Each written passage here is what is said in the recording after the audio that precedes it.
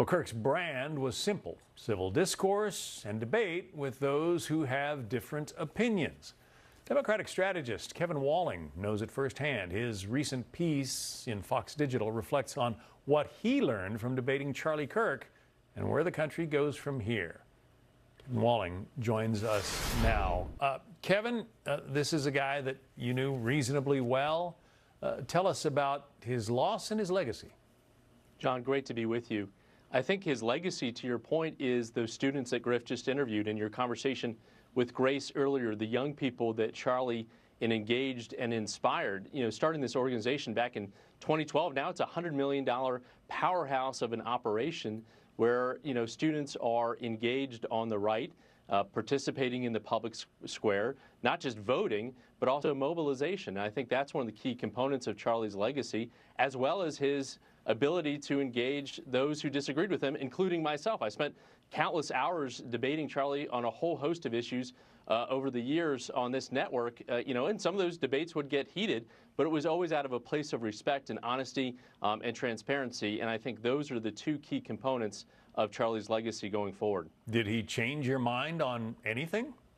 There were some moments of agreement, actually, on an immigration debate that Shannon Bream hosted, a few years ago. I went back and watched the clip, and actually there was cross-panel collaboration by the end of it. So, Charlie was a pretty skilled and persuasive debater, clearly from all those clips that we've been playing on Fox from his engagements across, college campuses, and that's one of the most horrific elements of his assassination 11 days ago was the fact that he was doing what he loved and engaging people where they were, especially students and young people, sometimes in serious disagreement, but also, always from a place of respect and engagement. Yeah, you're not the only debate opponent of his who has positive things to say about him. Here's Van Jones from CNN. Listen.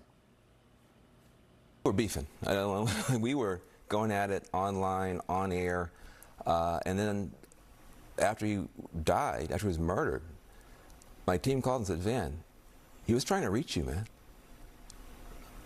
What? And what was he doing? Dialogue?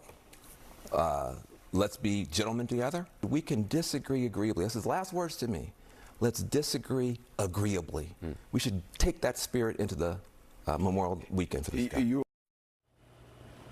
And that's the tragedy here. He wanted words to resolve our differences, not violence. Exactly right, John. Always words, never violence, never threats, never intimidation, and meeting people where they're at, going to them, I think is one of the most important elements of Charlie's legacy. And as I said before, we disagreed on a whole host of issues, but it never resorted to intimidation, never resorted to threats or violence. And that's what we've got to return to. And I hope that'll be a key component of this memorial service just kicking off in a few hours on the ground in Arizona. Yeah. Other people have seen the clip. I saw it recently as well of one of his college campus appearances, and an older gentleman, probably in his 70s, wanted to fight Charlie, and he said, come on, let's duke this out. Charlie, who was 6'4", 6'5", a college athlete, 31 years old, said, "No, I'm not going to fight you. Let's talk this out." And if he had stood up to the guy, it would have been a quick 1-2 punch, I think. But he was ready to use words and use his mind to try to change minds, and that's where he was so effective.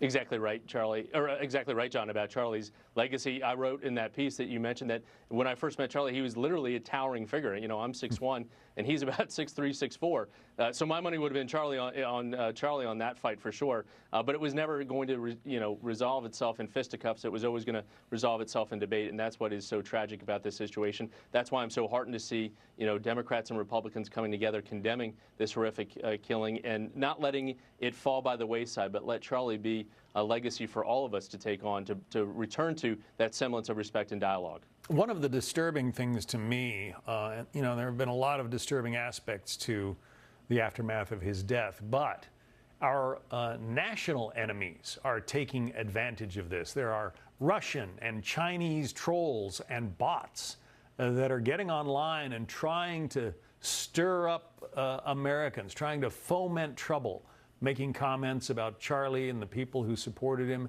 And I think we all, as a nation, no matter, how you felt about him or which side of the political aisle you're on, you have to be aware of that. Exactly right, John. And let's not forget that Charlie was celebrating and engaging with one of our most important fundamental rights, the freedom of speech, freedom of expression, freedom of assembly. Those two countries that you just mentioned, Russia and China, using this to sow more division in our country, don't have those and are fearful of that because of what it would mean for their people in those countries. So let's never forget that he was struck down engaging in our most fundamental freedom of speech and freedom of assembly and engagement in a way that China and Russia can never even comprehend. Kevin Walling, it's good to talk to you. Thanks for coming on. Thank you, John.